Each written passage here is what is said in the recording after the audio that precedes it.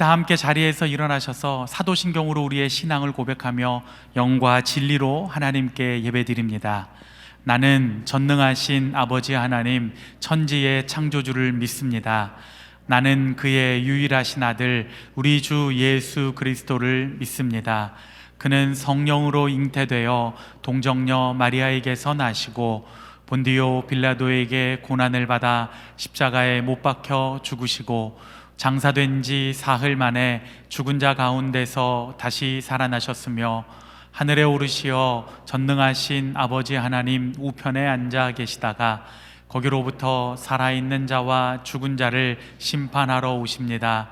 나는 성령을 믿으며 거룩한 공교회와 성도의 교제와 죄를 용서받는 것과 몸의 부활과 영생을 믿습니다. 아멘.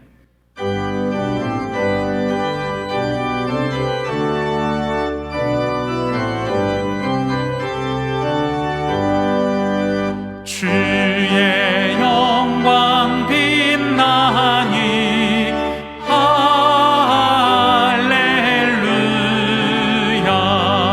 성도들은 주 앞에 할렐루야.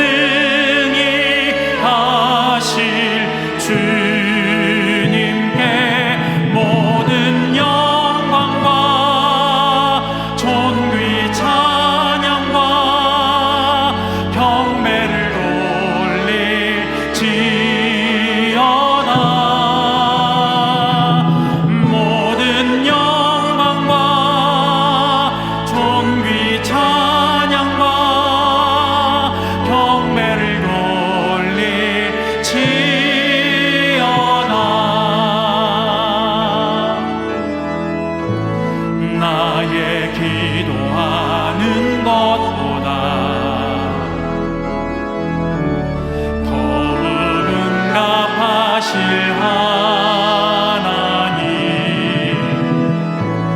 나의 생각하는 것보다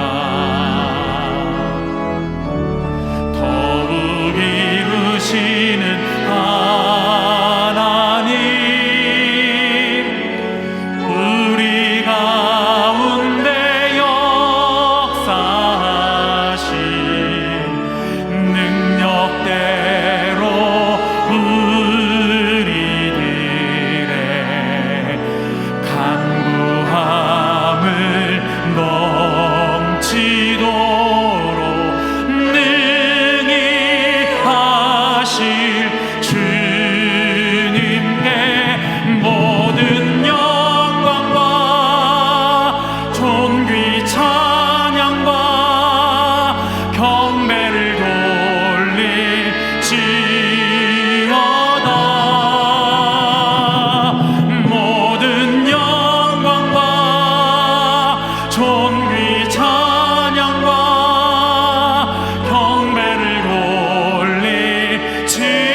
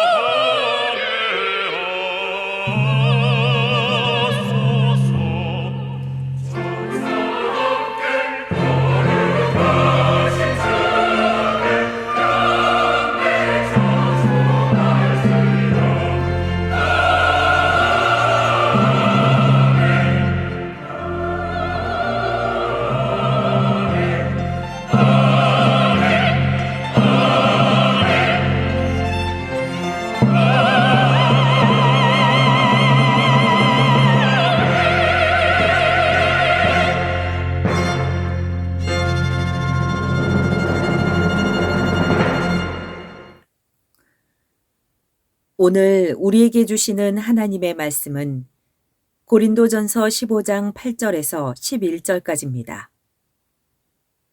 맨 나중에 만삭되지 못하여 난 자 같은 내게도 보이셨느니라.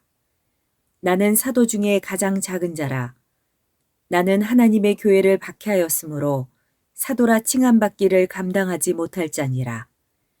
그러나 내가 나 된 것은 하나님의 은혜로 된 것이니 내게 주신 그의 은혜가 헛되지 아니하여 내가 모든 사도보다 더 많이 수고하였으나 내가 한 것이 아니요 오직 나와 함께 하신 하나님의 은혜로라. 그러므로 나나 그들이나 이같이 전파하매 너희도 이같이 믿었느니라. 이것은 주님의 말씀입니다. 아멘. 살다가 보면 가장 마음을 아프게 하는 것이 있는데 그게 뭐냐면은 시간이 다 지나간 후에 후회하는 일이에요. 이 후회하는 것이 사람의 마음을 아프게 해요. 그리고 인생을 초라하게 만듭니다. 후회하지 않으려면 오늘 다시 한번 한 해를 시작하면서 우리 신앙을 점검하고 그리고 믿음을 재건축하는 일에 초점을 맞췄으면 좋겠어요. 오늘 사도 바울은 그리스도인들을 핍박을 많이 했습니다. 참 악랄하게 핍박했어요. 굳이 그렇게까지 핍박할 필요가 없는데 그랬어요. 근데 그의 성격이 잘못된 거죠. 그러다가 어느 날 회심을 해요. 그리고 예수를 알게 됩니다. 예수를 알고 보니까 지금까지 자기가 한 행동에 대해서 너무 허망했어요. 너무 못할 짓을 했고 무지한 행동을 했어요. 충격이 얼마나 컸겠습니까? 그래서 성경을 보면 그 즉시 나가서 부활을 전하고 복음을 전한 것이 아니라 갈라디아서 1장에 보면 아라비아 광야로 들어갔다고 말씀을 해요. 이 규절에 논란이 많지만 가서 3년 정도 집거를 한 것 같아요. 생각을 많이 했겠죠. 그리고 마음을 가다듬고 그리고 나서 고백한 말씀이 바로 오늘 읽은 이 말씀입니다. 나가서 전하면서 부활을 강조하면서 말하기를 내가 나 됨은 하나님의 은혜라. 그리고 누구든지 이제부터 나를 기롭게 하지 말아라. 내 몸에 예수의 흔적을 가지노라. 그리고 또 말했습니다. 사나 죽으나 나는 주의 것이로다. 얼마나 혼쾌합니까? 아주 혼쾌한 고백을 해요. 그 고백 속에 감격이 들어있어요. 그 감격이 적어도 4가지 감격. 나는 오늘 여러분들이 이 감격을 회복했으면 좋겠어요. 이 4가지 요소가 우리 믿음을 재건축하는데 가장 필요한 요소이기도 해요. 그 첫 번째 감격이 뭐냐면은 예수를 알게 됐다는 것의 감격이에요. 그래서 말합니다. 내가 나 된 것은 하나님의 은혜로 되었다. 그리고 8절에서 맨 나중에 만삭되지 못하여 난 자 같은 내게도 보이셨다. 이게 부활 주님이 직접 나에게 보여주셨다. 그런 뜻이에요.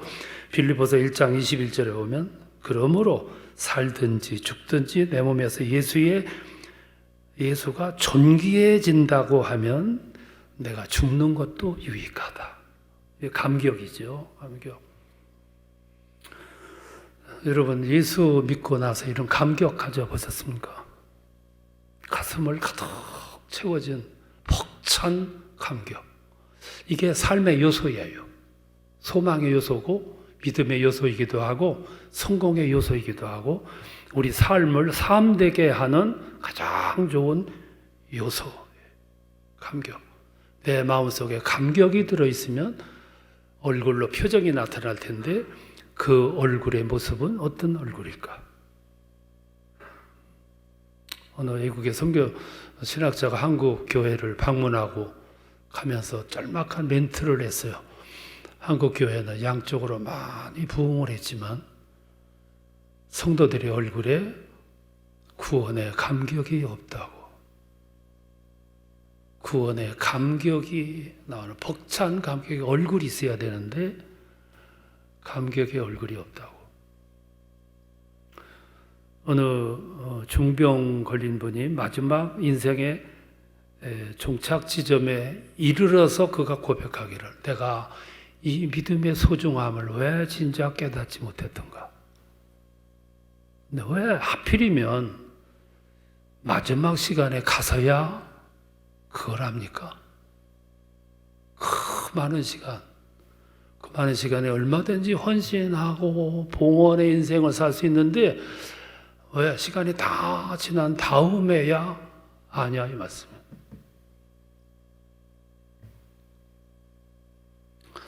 사람이 오늘 낙심하기도 해요. 우울증에 걸리기도 해요. 왜 우울증에 걸리는데? 그걸 고칠 수 있는 약은 없어요. 있다면 감격을 회복하는 거예요. 구원받음의 감격. 내가 예수를 알게 됨의 감격. 그러니까 사도 바울이 고백한 거예요. 빌립보서 3장 8절에서 예수를 아는 지식이 가장 고상하다. 그러므로 나는 모든 것을 버리노라. 내가 이렇게 배설물처럼 미련 없이 버릴 수 있는 것은 내가 예수를 알았기 때문이다. 이게 얼마나 뜨거운 감격이에요, 이게. 있는 것을 모든 걸 버릴 수 있는 감격. 금년 한 해를 여러분들이 승리롭게 살아가는 동력은 간단해요. 기본으로 돌아가세요. 기초를 튼튼하게 하세요. 내가 예수를 만났을 때 그 감격, 그것만 회복한다면 여러분 앞길에는 길이 열리고 막혔던 것이 헐어지고 새로운 목표가 보일 것이고 여러분이 가는 길에 힘이 솟아날 것입니다. 그런 축복이 함께 하시길 바랍니다. 예수 만남의 감격을 회복하라. 두 번째는 직분 주심에 대한 감격이에요. 사도 바울은 한때 제자들, 그리스도인들을 부활을 전하고 다닌다고 해가지고 이게 있을 수 있는 이론이냐? 그래서 부활 전하고 다니는 제자들을 무차별적으로 가서 핍박을 했어요. 그러다가 자기도 회심을 해서 사도가 돼요.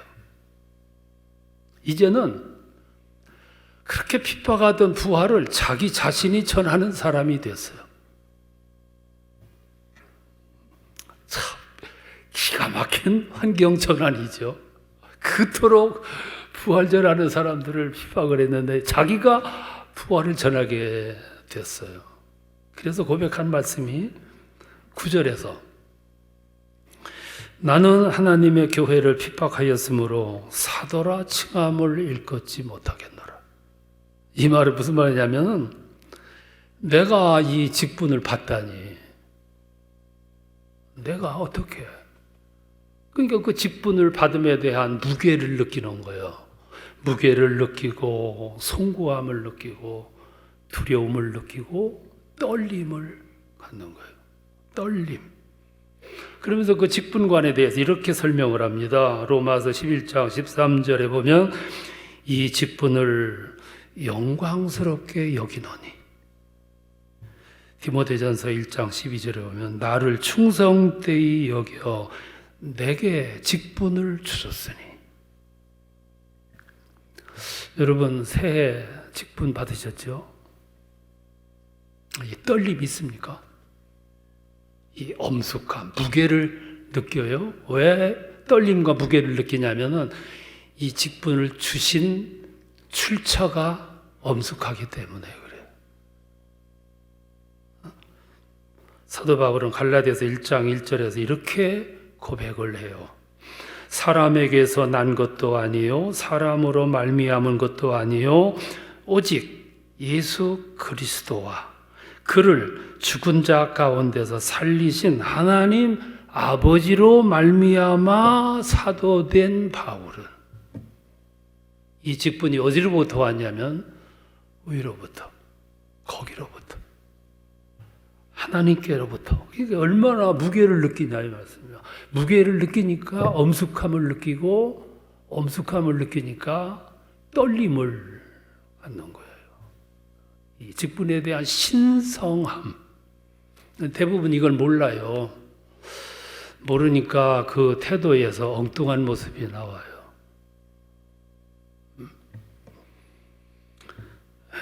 귀급인 줄 알아. 과시하려고 그래.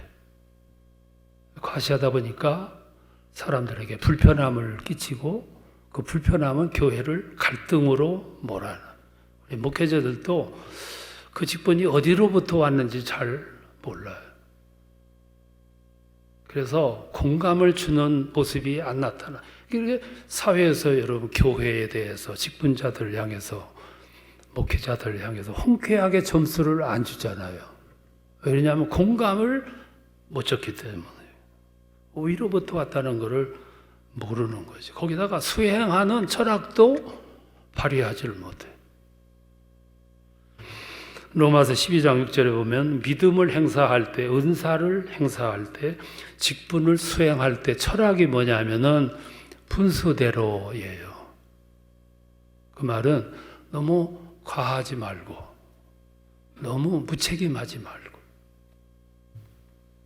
엄숙하게 진지하게 충성스럽게. 근데 참 의문스러운 것은 왜 직분이 주어지면 그렇게 권위적이 되는지 모르겠어요. 목회자든 장로 직분이든 권사든 왜 달라지는지 모르겠어요.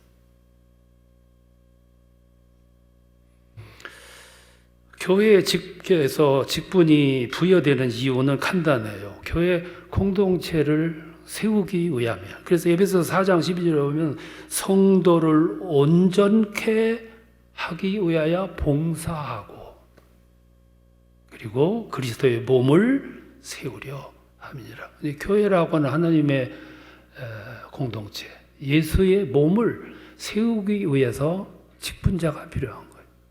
직분자의 정신은 100% 섬김이에요. 100% 섬기는 모습이 보여져야 돼. 왜? 히브리서 13장 7절에 보면 너희는 그들의 믿음을 본받으라. 내가 그걸 발휘가 되어야 누군가가 그 모습을 또 보고 훈련되는 거예요. 이걸 모르니까 분수대로가 흐트러지는 거죠. 금년에는 이걸 여러분들이 회복했으면 좋겠어. 내가 구원받고 예수를 알게 된 은혜가 얼마나 크며 또 하나 거기에 나에게 이 직분을 주셨다. 이 직분의 신성함에 대해서 무게를 느꼈으면 좋겠다 이 말씀. 그때 여러분의 인생은 1년 동안의 발걸음은 신앙의 기도의 내용은 엄청나게 달라질 거예요. 이게 믿음을 건축하는 두 번째 요소. 세 번째는 신앙의 성숙함을 나타내는 거죠. 성숙하면서 나오는 고백. 이게 참 중요한 거죠. 사도 바울은 그 절에서 이렇게 말해요. 나는 사도 중에 지극히 작은 자라고. 겸양의 태도죠. 성숙한 태도입니다.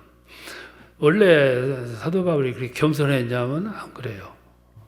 사울 시절에 아주 교만했어요. 탈무드에 보면 이런 이야기가 나와요. 가말리엘이라고 하는 아주 유명한 스승이 있었어요. 교법사. 사도 바울의 스승이죠. 근데 그 문화생 가운데 배우는 태도가 아주 건방지고 자기 스승에게도 막 덤비는 마구 논박하는 그것을 주저하지 않는 제자 하나가 있었다고 이름을 밝히지 않는데 그가 사도 바울이었다는 거예요. 아주 배우는 태도가 건방졌어. 스승에게도 대들어요. 이 제자들이 막 나가서 부활을 전합니다. 그러니까 제자들을 붙잡아 나가 놓고 사내들인 의회가 열렸어요. 이 사람들을 어떻게 처리할까? 중의가 모아지는데 엄벌에 처하자고. 그 중의의 흐름이 엄벌에 처하자는 방향으로 흘러요. 그때 가말리엘이라고 하는 교법사가 이렇게 중재합니다.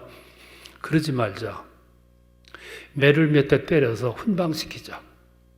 생각해봐라. 저들이 전하고 있는 부활의 교리가 저들이 만든 것이라고 하면 얼마 있으면 소멸될 것이다.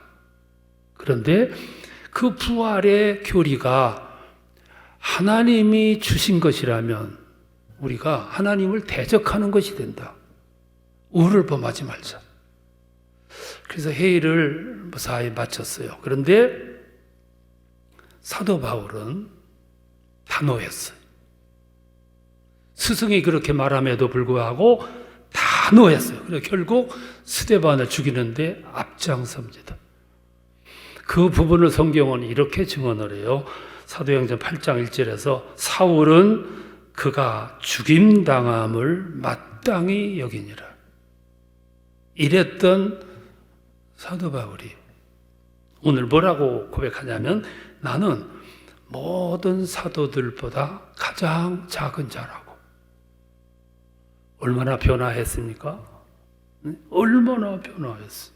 그러면서 죽음을 각오하고 나가서 복음을 전해요. 참 묘한 것은 죽으려고 작정하니까 더 안 죽는 거예요. 죽고자 하니까 더 안 죽어요. 목숨 걸고 나가서 전도하니까 반대하는 사람도 목숨 걸고 덤벼요. 이제 그때마다 기사와 이적이 일어나요. 감옥에 갇히면 찬송을 부르면 지진이 일어나서 옥문을 열어주었고, 법정에 세우면 십자가의 도를 일장 연설을 통해서 전도를 하고, 배가 파선해서 죽게 되면 하나님이 건져주시고, 독사에 물리면 원주민들이 보라 저는 죄인이로다 곧 죽을 것이다. 근데 시간이 가도 안 죽으니까 원주민들은 그를 신으로 또 받들어요. 묘한 이치예요. 그래서 신앙의 세계는 신비한 역설의 이론이 적용되는 세계예요.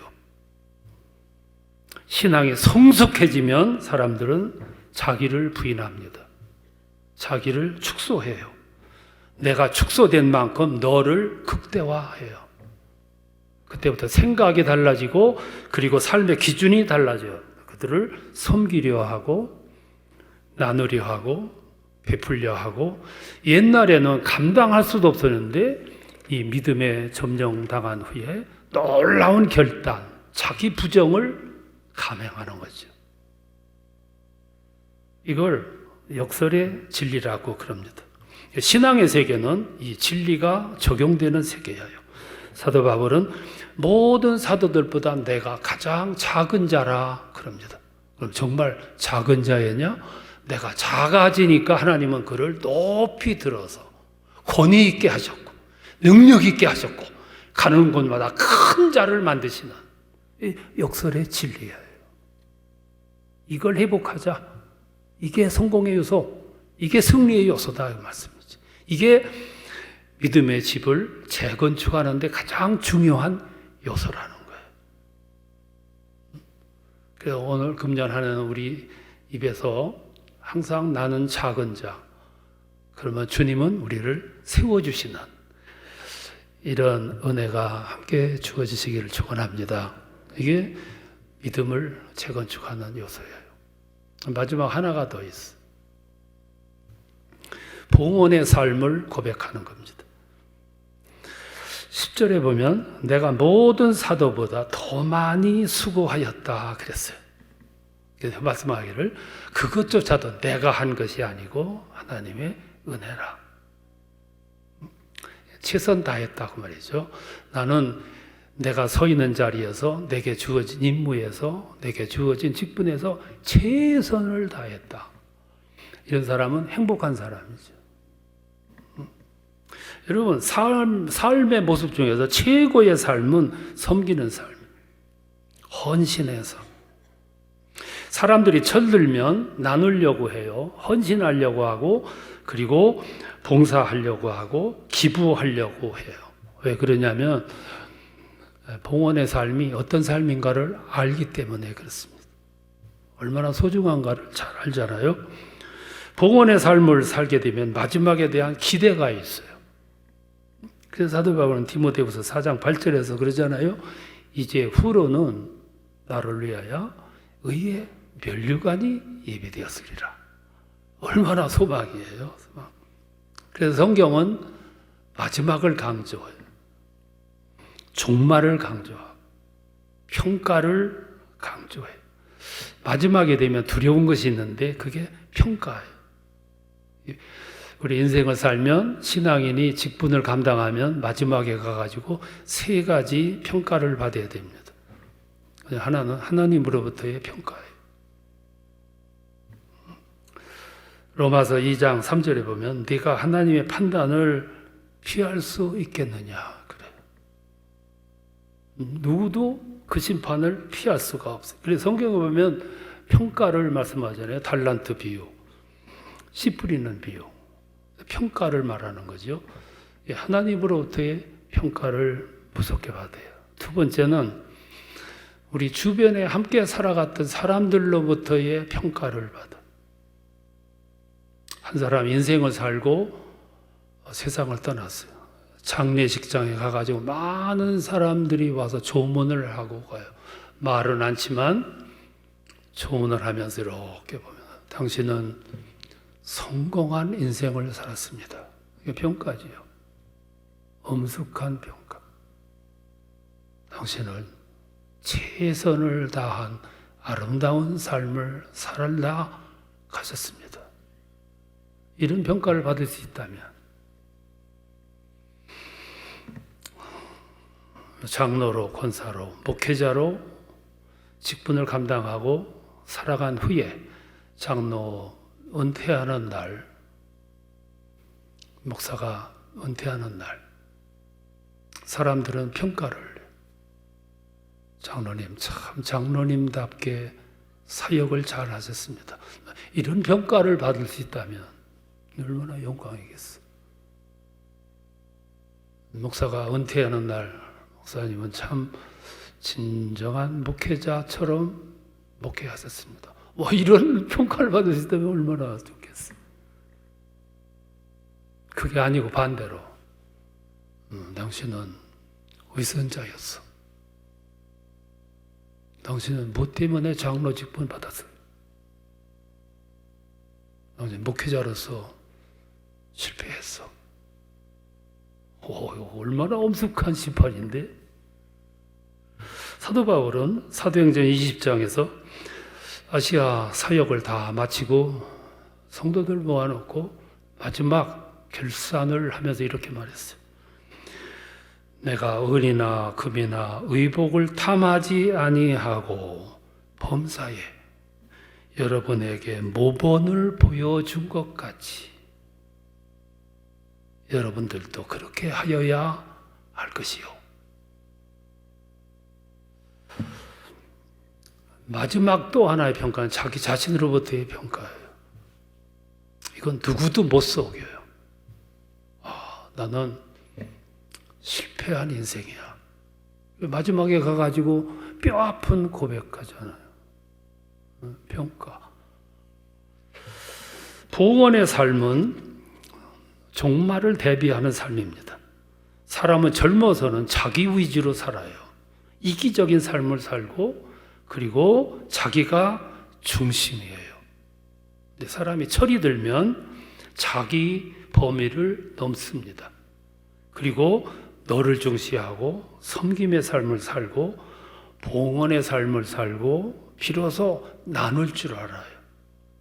기부하는 걸 보면 젊은이들은 기부할 줄 몰라요. 아직은 자기가 중심. 나이 들면 생각이 바뀌어요. 그래서 기부하는 거죠. 이제 한 해가 지났고 새로 시작이 됐어요. 그냥 아무 생각 없이 그냥 살아가면 금년 말에 가면 또 후회가 또 찾아와요. 지난해 했던 후회가 또 찾아와. 그것을 극복을 하고 내 인생으로 하여금 새로운 의미를 찾고, 그리고 벌어졌던 주님과 가까워지고, 그리고 나의 삶에서 무엇인가 헌신, 봉헌, 그 삶을 살아가려고 하면 먼저 믿음을 재건축하는 거다. 그 재건축하는 요소가 말씀드린 4가지. 저는 여러분들이 금년 말에 가가지고는 2022년도는 내 인생 가운데 가장 빛이 났던 한 해였다. 이런 고백을 할 수 있기를 바랍니다. 그러면 막혔던 문도 열릴 것이고, 힘이 됐던 길도 확실하게 열릴 것이고, 그리고 여러분의 가치가 빛이 나는, 영광이 주어지는 그런 축복이 함께 하시기를 축원합니다. 예수 그리스도의 은혜와 하나님 아버지의 사랑하심과 성령님께서 교통하시고 뜨겁게 역사하심이 오늘 하나님 앞에 나와 예배드리고 또 한 해를 소망스럽게 하나님의 인도와 은혜를 소망하고 살아가고자 다짐하고 돌아가는 사랑하는 성도들 머리 위에, 가정과 일터 위에 상을 당한 가정들의 위로와 격려와 함께 하시고, 또 한 해를 살아가는 우리들의 모든 발걸음과 계획이 하나님의 뜻을 부를 수 있는 축복의 삶이 되도록 항상 함께 하시기를 축원하옵나이다. 아멘.